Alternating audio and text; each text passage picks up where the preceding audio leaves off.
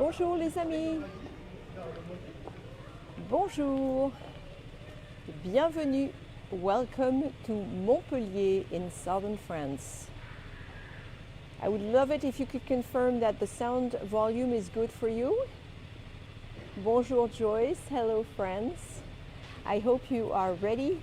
I have a really fun stroll planned for you today. I spent part of the day scouting, and I think you will enjoy it. You'll let me know at the end if you did. Bonjour and welcome. I'm going to start walking because I want to show you a map that I found in this area, and this map is going to show you where we are and what we're going to do. Thank you for confirming the sound is okay. We are in Montpellier.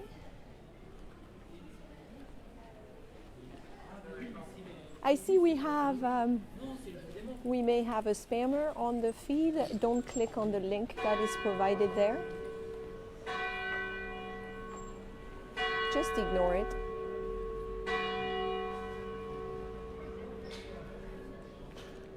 I'm going to tell you all about this church, this very interesting church. But for now, let's take a closer look. Some of you I know have come here to Montpellier, and others have not. So here's the city for you. We are right here, right now. We are in this area, which is known as l'Ecusson. L'Ecusson refers to a shield. You know those old-fashioned shields in the Middle Ages that they used to share their coat of arms or to display their coat of arms, because it has the shape of a shield. So l'Ecusson is the historic district in Montpellier, and this is where we're going to stroll today. We're going to cover many centuries. You know me, I like to talk about the past. I like to talk about the present as well. Along the way, you'll enjoy plenty of street vibes. We will wrap up. We're going to stroll around here, and we will wrap up in this beautiful area, the monumental part of Montpellier. A section we will not be able to see is the new Montpellier, the area that started being developed probably 30-something years ago, known as Antigone or Port Marianne. Very futuristic and modern architecture here. We will not have time to go today, but if I do come back, I will take you there. The train station, if you come to Montpellier, the TGV takes you here very easily. This is the one that is closest to downtown. There are trams, 4 lines, I believe, and they circle the city. They go out as well, very easy. So if you are ready, we are in Le Quartier, the neighborhood known as l'Ecusson, and we will wrap up right there in a little while. So for now, I am inside this historic district, and in a section known as Saint-Roch, Saint-Roch, R-O-C-H. Saint-Roch is the patron saint of the city. And the church we're standing in front of right now is the church named after Saint-Roch. It's a very interesting church. Now, if you look at Montpellier, you will notice that there aren't that many churches left in the historic heart of town. That's because of the wars of religion that really destroyed a lot of these religious sites for decades in the late 16th century and even early 17th century. This church is actually from the 19th century, and you can tell that it's not finished. Do you see how this section is not finished? Do you see how there are no reliefs here in this section? Statues missing. Originally, there were going to be 2 spires on the sides, and it was going to be modeled after Notre-Dame de Belleville. Remember when I took you to Belleville in Paris in the 20th arrondissement? This is where we started our stroll. Well, the church would have looked like the one in Belleville, except they ran out of money. And this happens in Montpellier. This has happened at several sites. And they couldn't finish it, but it's used today. It's pretty popular. There are always people sitting outside. In fact, just an hour ago when the sun was shining a little more, there were lots of people just sitting here. This is a lively area. Now, I used to live here. I lived here for 6 years with my family years ago. when I was in junior high and high school, I would not have spent that much time in this neighborhood. This neighborhood did not look the way it looks today. A lot of work has been done here in Saint-Roch as well as in the rest of the city. Welcome if you just joined us. We are in the historic heart of Montpellier and in a part of the neighborhood known as Saint-Roch. Saint-Roch. In fact, Saint-Roch, the patron saint of the city, is featured here. This is a trompe-l'œil, friends. This is painted on the side of this wall. And there are quite a few references to the city and the history of the city here. In fact, the restaurant is closed, so I think I'll just step in and peek in really fast. I wouldn't have been able to do this at lunchtime. It was very crowded. But look at that. You see the shells here, La Coquille Saint-Jacques.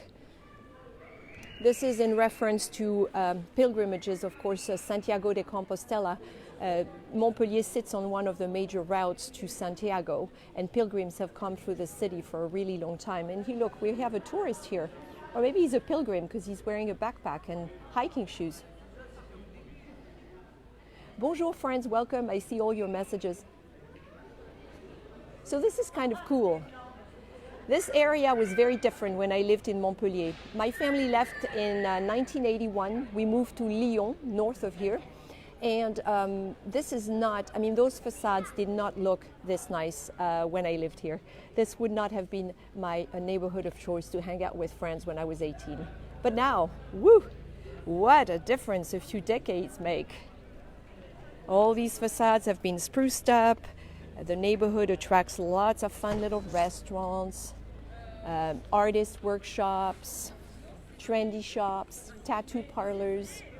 And one last peek at the front here, the facade of Saint-Roch, named after the patron saint of Montpellier. An unfinished church of sorts. I took a few photos inside and I will be sharing them with patrons later. I know you will ask, patrons. I did take photos and I will share them with you. So let's walk around a little bit, this fun neighborhood, making our way to the monumental part of town where I'm taking you next. And along the way, we're going to see a lot of streets like these. If you arrived late, or make sure to go back to the beginning later, because I showed you the map of the neighborhood in Montpellier just so you can orient yourselves. Montpellier is a wonderful city. A lot of the historic heart of town where we are is pedestrians only. So you have lots and lots of squares, des places, lots and lots of fountains, about 100 of them, I believe. And it's really a great city if you enjoy living your life en terrasse, with friends or by yourself. You also see a lot of street art in this neighborhood. In fact, there are invaders on the walls. I spotted that artist that you see everywhere, including Paris. Look at those beautiful pines.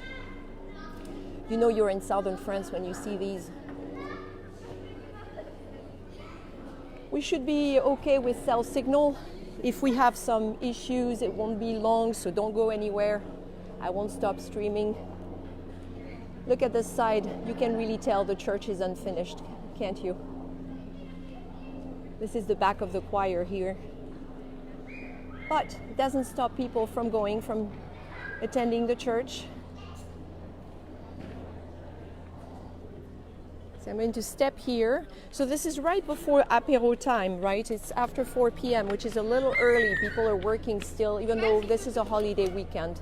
So I'm assuming that in about an hour and a half, there'll be lots of people sitting out here. We have some very interesting architecture. We're going to see a lot of nice things today. But like I said, a lot of this neighborhood has been really cleaned up. Wonderful neighborhood. Why don't we cross over to this side? Because there's a square on the other side as well.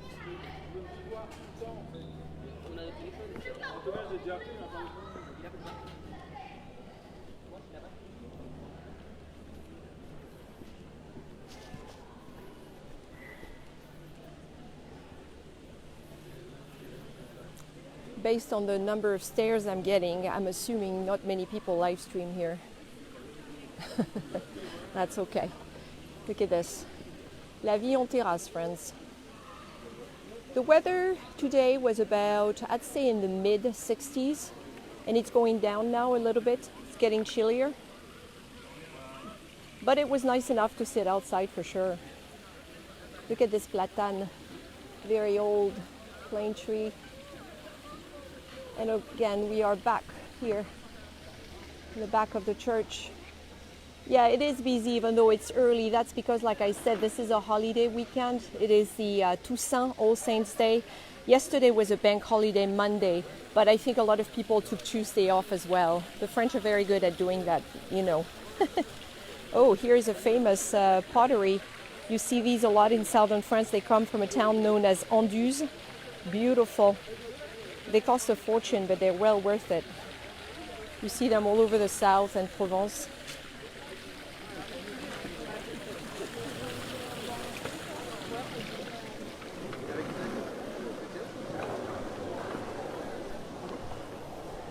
Welcome if you just joined us. We are strolling in the historic heart of town in Montpellier, southern France.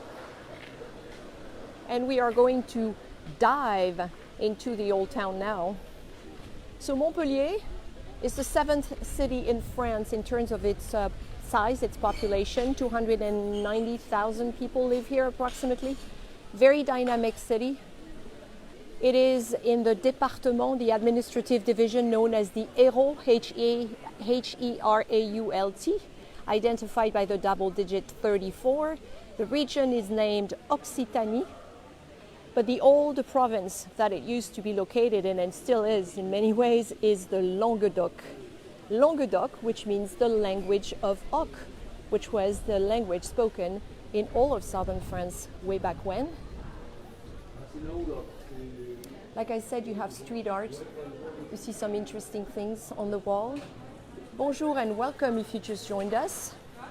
If you are new here, my name is Véro, Véronique. I am your best French friend in France, and what I aim to do is to share Paris, the rest of La Belle France and French culture with you. I do this every day on social media, and I do this especially when I travel all over my homeland.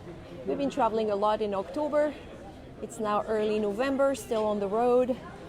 This is a street known as la Rue du Courrier, named after the mail, or du Ancien Courrier. I think it has two names. And I thought we should stroll here just so you could see this. Lined with shops, artist workshops, really nice little shops, not your big brands, or that's in a different section of town. And it's very lively, good street vibes, people working, people sightseeing. So you can tell you're in an old part of town here. Now,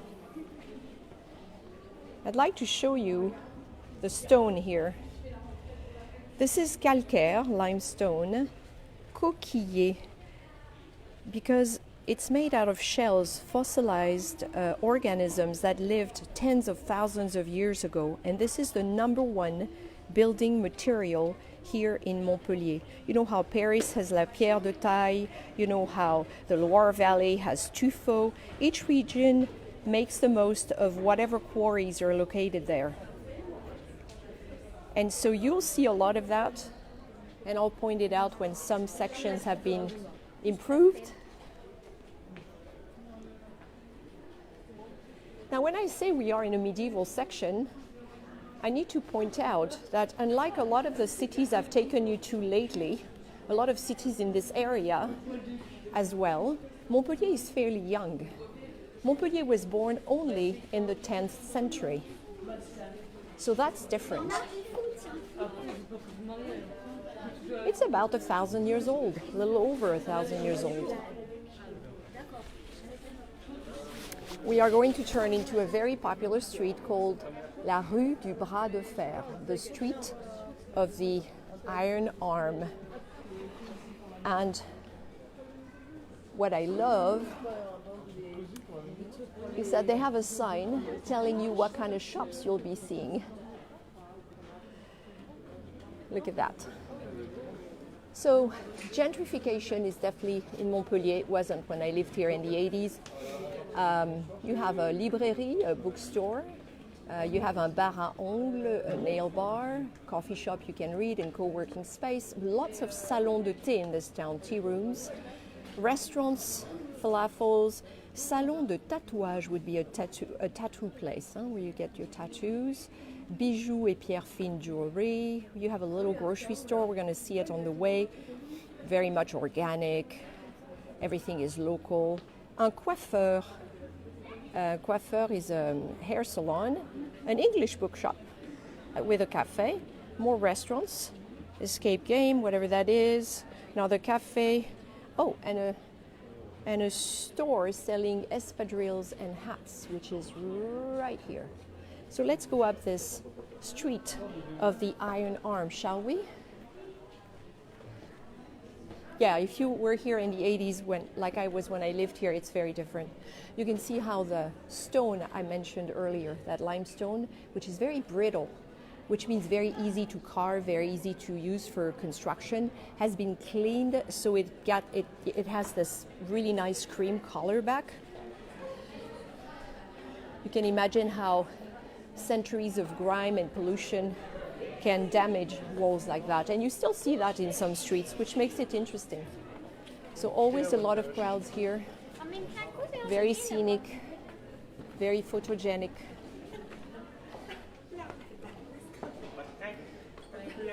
Now, the street apparently has been named after an old sign that stood outside an inn, I'm guessing, or business of some sort. And another sign replaces it now, and you're going to see it. An arm made of iron holding a light. I don't think it's original though. Here's your English bookstore, which is also a cafe. Looks really nice and cozy. That would be fun.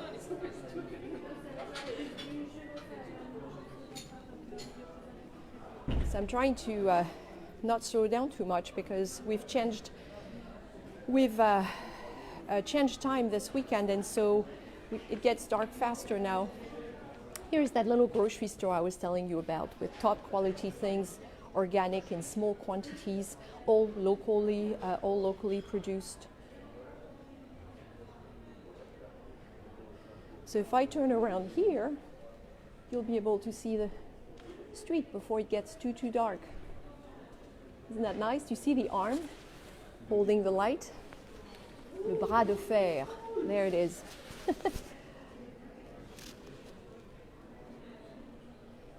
All right, let's continue, shall we?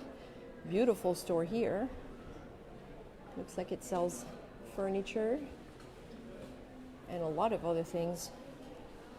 So L'Ecusson, this neighborhood we're in, I showed you on the map earlier, is pretty big. You could spend half a day here, browse the streets, stop for food, and you wouldn't run out of things to do. But I'm just showing you a few streets so you get a taste of the neighborhood. Le Tatouage, here is our tattoo parlor. I've seen quite a few in town. Tattoos are getting very big in France, a lot bigger than they were. You see the sign here? It's not in French. It's actually plan. Plan is the word in the Occitan language, is the word for a square, a small square. So sometimes you see signs in Occitan and sometimes you see them in French. Sometimes in both, it depends.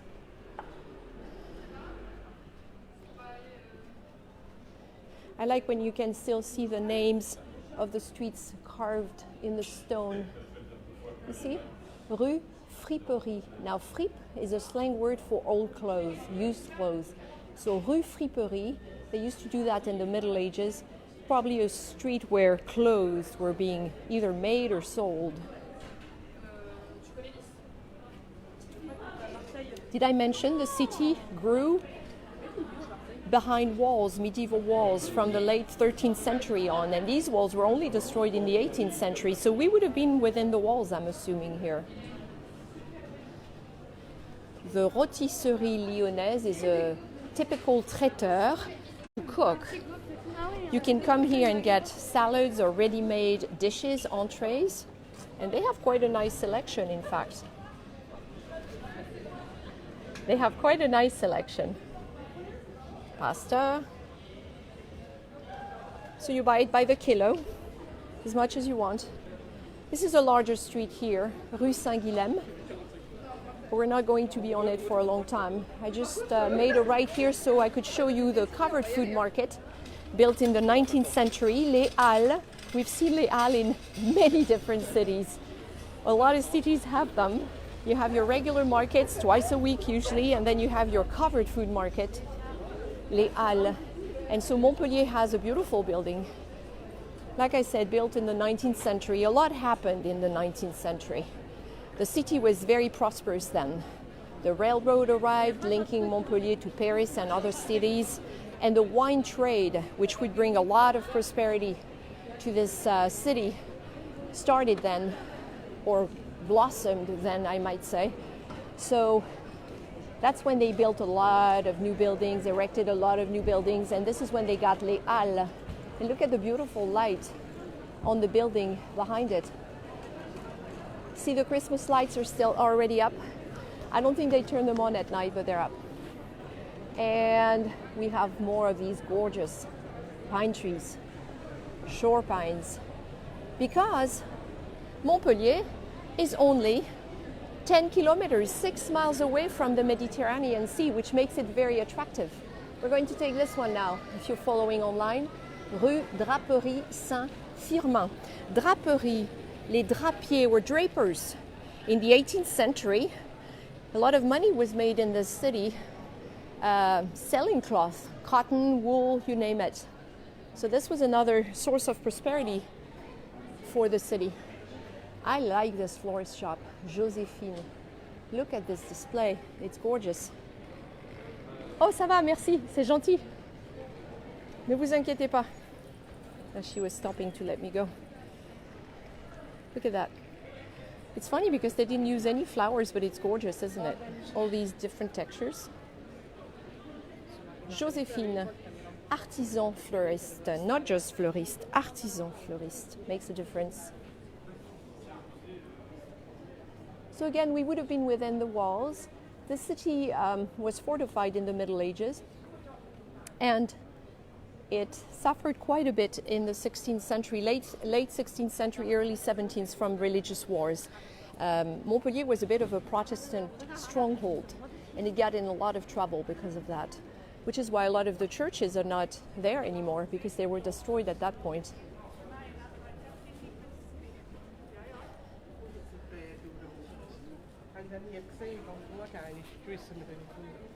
So everywhere you look, you see these pretty streets. Look how this building curves. Isn't that pretty? Thank you for sending stars. Thank you. So stars, for those of you who don't know, are a way of helping me create more content. Every time you send a star on Facebook, I get 1 cent. You can also support me on my with using my virtual tip jar on PayPal, and all that information will be in the video notes as soon as I come off the air. Thank you in advance for your generous donations.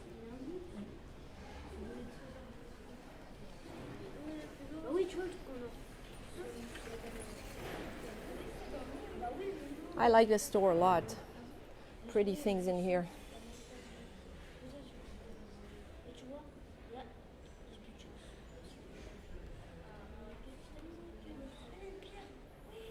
So if you checked out my social media channels on Facebook and Instagram today, you saw me have a really nice breakfast on terrace on one of the many squares in the old town. And after that, I went scouting for this tour for about 2 to 3 hours, and then I went back to my hotel room and I studied notes and took notes so I'd have interesting stories to tell you. So on average, a tour like this takes about 4 to 5 hours to prepare and run. I'm saying this because people often ask me how long it takes.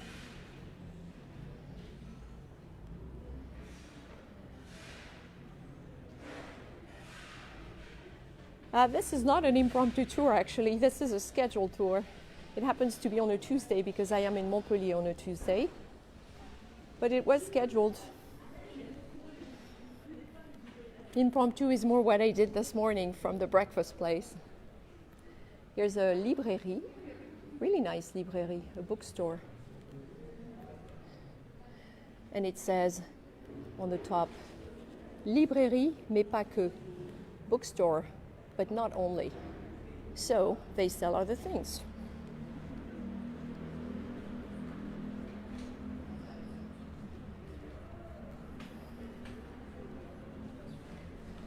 Now look at this. I want you to see, I think if I turn around here, it's not yet, I think it's the next street.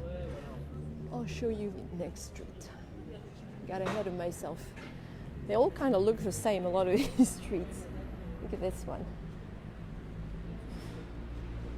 This is Rue Rebuffy. I think that's how it's pronounced. And as you can see, all of that has been really cleaned up. I mean, it's obvious those facades have been cleaned up.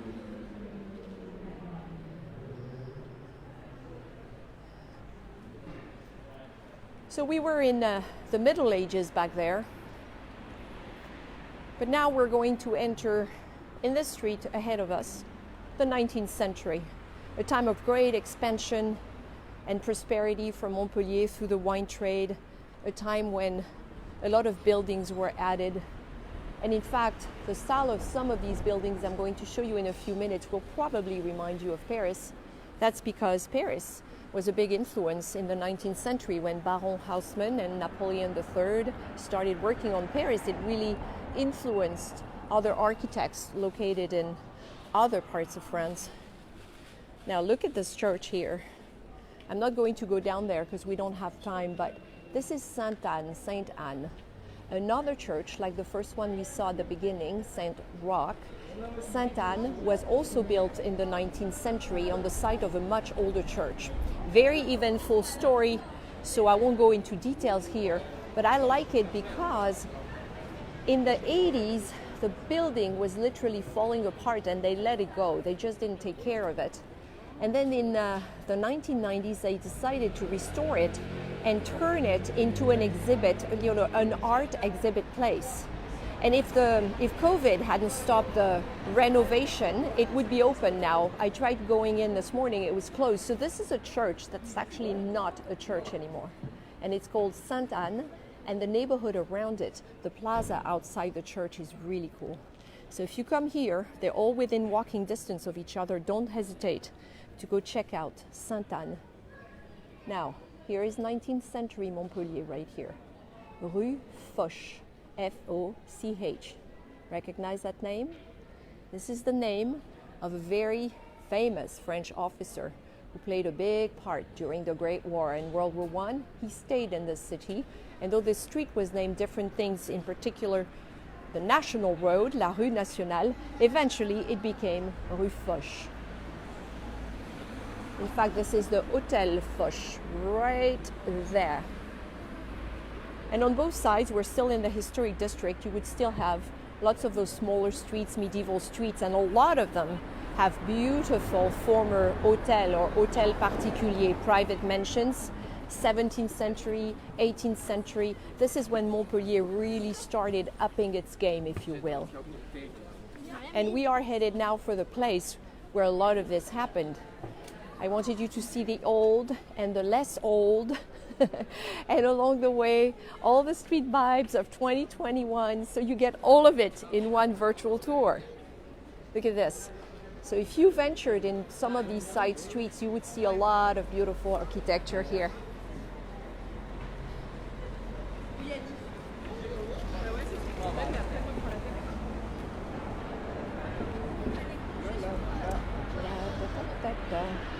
Over there is the little square where I had breakfast. So if you go to Instagram or Facebook, you'll see what a pretty place it is, with, of course, one of the 100 plus fountains that Montpellier has. And that one has actually a unicorn, that fountain in that square. A unicorn. I had breakfast by a unicorn. That's it.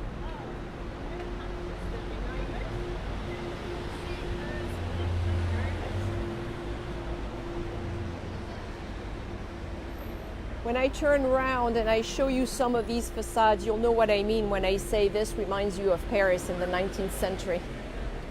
Now you all know, some of you who follow me know how much I love that street artist based in Orléans known as Mi Famosa.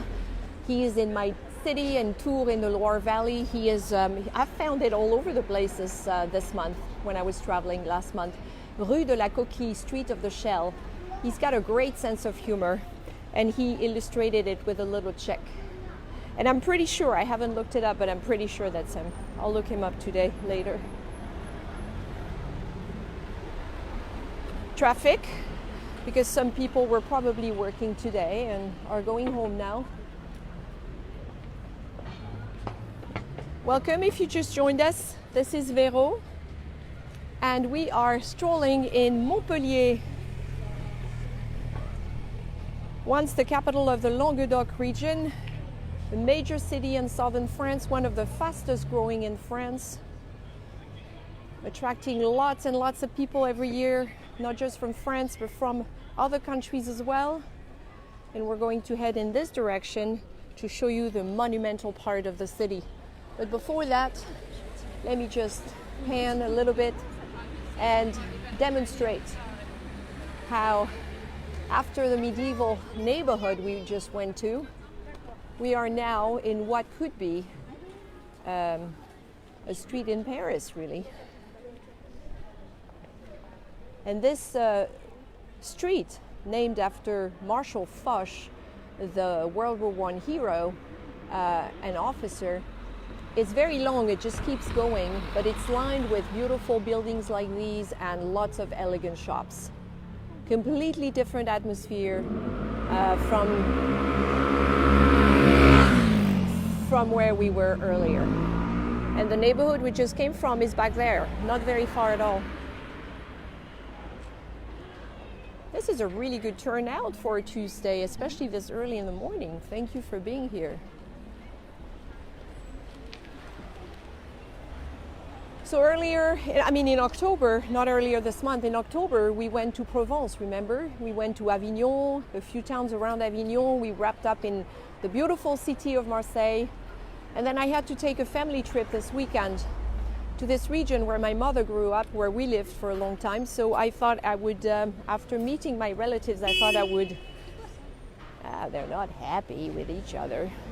I thought I would come here to Montpellier, my old city, and then I'll move on to Toulouse before the end of the week, and then I'll return to the Loire Valley. So, Paris has an Arc de Triomphe. Well, friends, so does Montpellier. Look at the beautiful French flag. You can climb on it, but you need to be on a tour. A guided tour through the tourist bureau. I did that yesterday. Amazing views from up there on the entire area. You can see the Mediterranean, which is only 6 miles or 10 kilometers away. You can see some mountains. You can see the entire city from there. This, the Palace of Justice, is being worked on, is where an old palace stood. Le Palais des Guilhem. Guilhem were the local lords who pretty much ruled this area in the early Middle Ages, the city at least. And until Montpellier became French in the 14th century. So their palace was here, and today this is the Palace of Justice. Quite grand.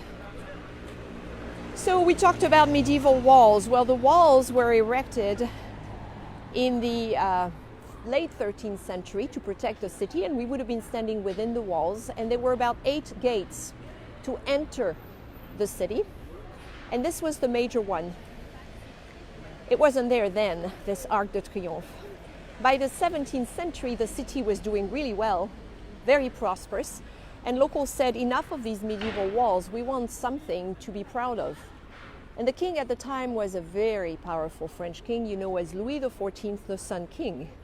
And so this monument was erected to honor Louis XIV in the late, in the 17th century. And most of the area you're going to see now, was built between the 17th and 18th century. So we could go in detail through everything that's shown on this Arc de Triomphe, but it basically talks about how the mighty king Louis XIV spent 40 years to defeat his enemies. He was basically at war for most of his reign, spent a lot of money, bankrupted the kingdom really, and it could be argued that because of him there was a revolution that took care of his descendants down the road. Grand, wouldn't you say? This is grand, grand, grand. Now, prepare to be impressed. We are headed for more grand, more monumental, more impressive. This is how they wanted it. Now, Louis XIV didn't live to see all of this completed. A lot of it was completed in the 18th century, the century of the French Revolution.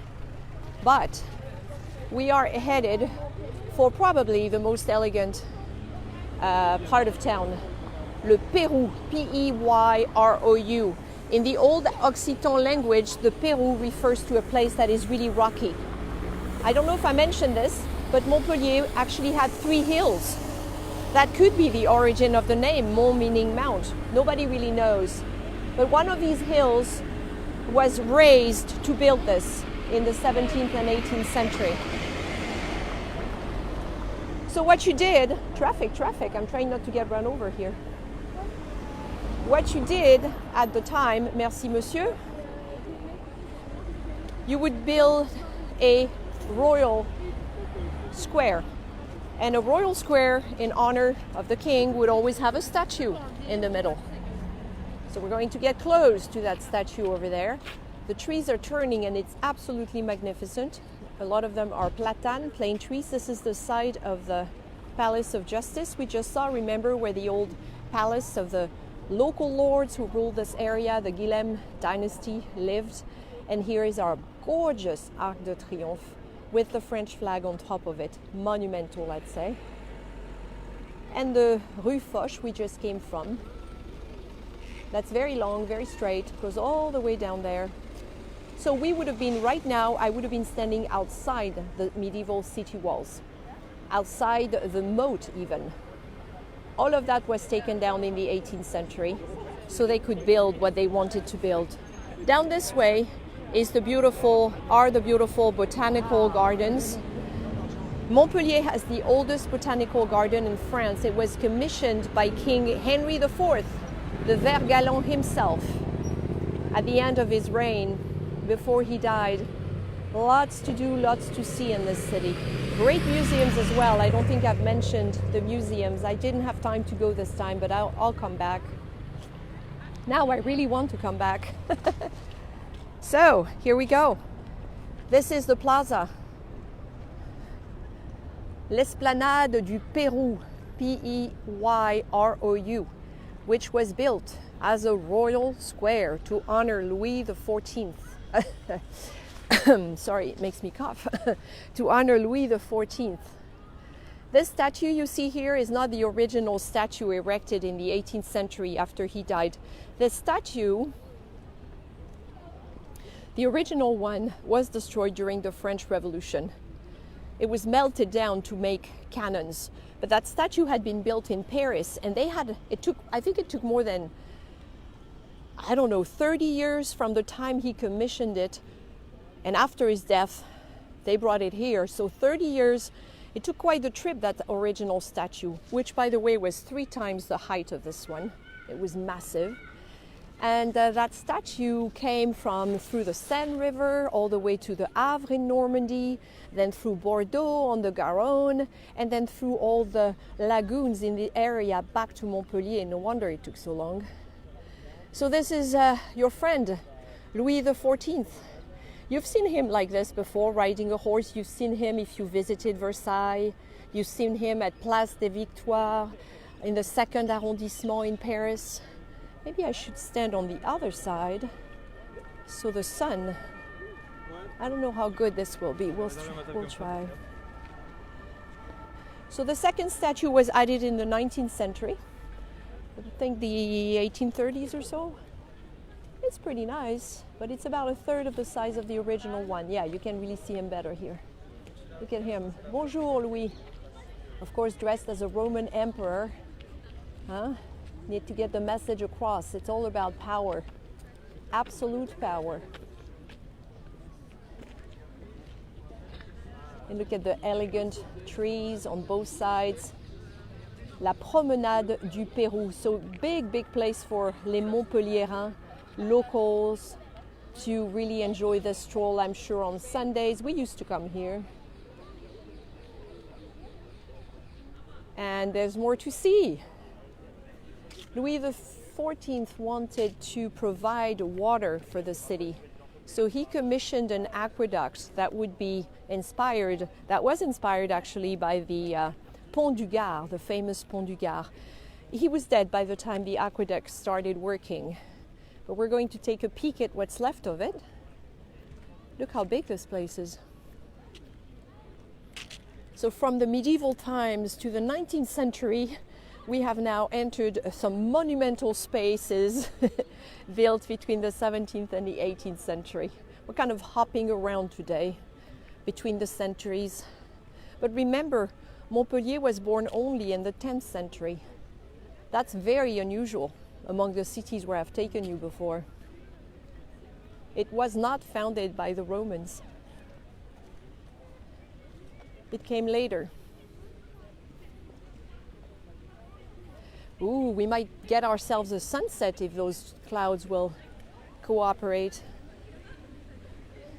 So this beautiful thing in front of us is actually un château d'eau, which is a water tower that worked with the aqueduct. It was added in the 18th century, and there's a fountain right outside it. And that was added so the city of Montpellier could have free water. Remember I said we have over 100 fountains in town, added over the centuries. Water is very important. There's a river here known as the Lez, L-E-Z, and one of its tributaries that flow in this area. Here it is. How about I go this way? The sun is there. So this was basically a reservoir, a water tower, and they just added this fountain to make it look prettier.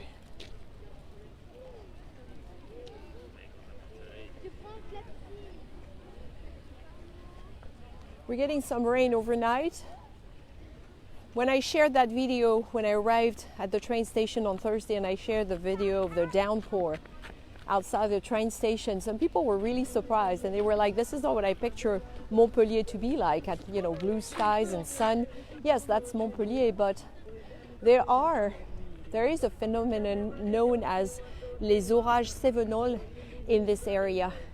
In the summers, the temperatures are really hot, and these days the average can be in the low 90s, mid 90s.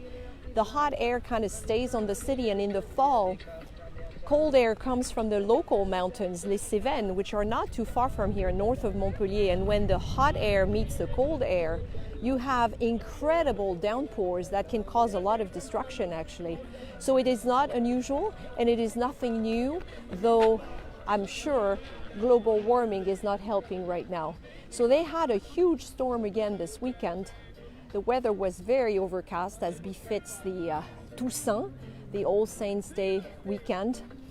And I heard people talk about it in a restaurant yesterday. Apparently it just poured down.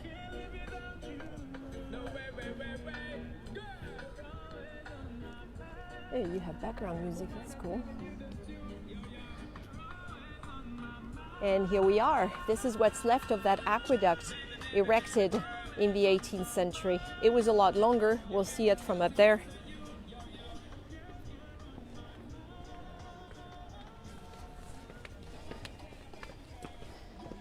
And I'm going to wrap up in the next 5 to 10 minutes. I need to pack my bag so I can head on to Toulouse tomorrow,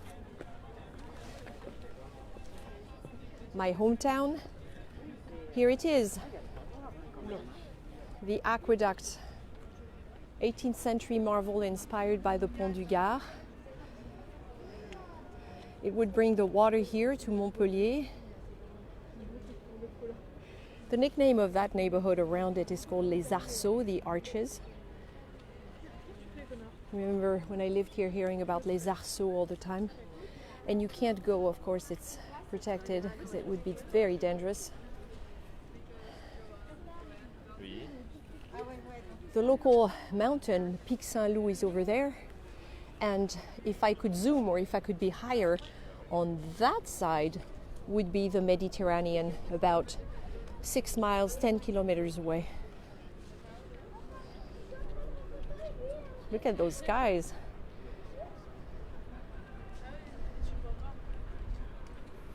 So what I tried to do today, I knew I wouldn't be able to show you that much. This is the cathedral in the distance, beautiful cathedral, St. Peter's, pure Gothic, Meridional style, more of a fortress than a cathedral really. I knew I couldn't show you everything, but I tried to give you a taste of what Montpellier is like. I see a message saying the feed is pausing, so I'm going to move.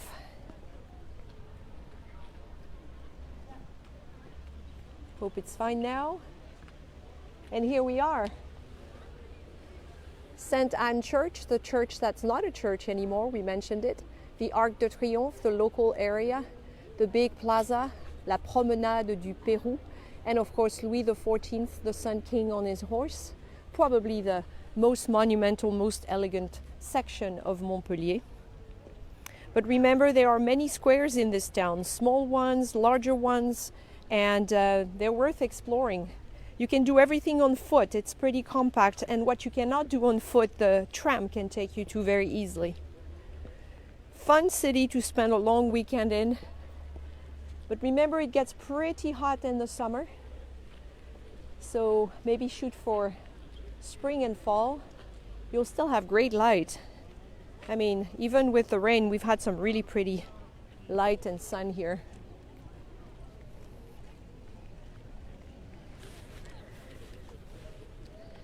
I'll switch around. There we go. I pushed the wrong button, it happens. For those of you who don't know me yet, my name is Véronique, Véro. For the last 10 years, I've been sharing France and French culture on social media. And in the last 18, 16 months, I forgot how long, I became a virtual tour guide. And what I do is I take you around Paris, around La Belle France. I write about La Belle France on social media, and all my virtual tours are saved in my YouTube channel, France with Véro. So you should really subscribe, because if you want to see France and do your own Tour de France, I believe there are more than 150 tours saved there by now. So I think you will enjoy that. I'm looking down because we have stairs, and I'm going to take you to say goodbye through one of my favorite things to do in France, in southern France, everywhere, is to go between plane trees, platane, because that's how I know I'm back in France. I lived in the US for a really long time, and that to me is really French. So this is how I will wrap up this stroll, this virtual tour. We are going to stroll together under beautiful platane. In about a week, all the leaves will be gone, maybe less, but for now, they are still here. Thank you for sending stars. You have been very generous. I also have a tip jar on PayPal, but if you really want to treat yourself to great content, joining France with Véro on Patreon is the best way. That info will be in the video notes as well. In fact, on Friday, I'm doing a live event specially for my patrons to thank them for their support. We will be meeting a local food expert in Toulouse and discuss the wonderful food and wine from that area. It will be a lot of fun. There's still time to join. It's the beginning of the month. In fact, it's the best time to join on Patreon. And you'll be taken to France instantly. So do consider that, please. Look at that.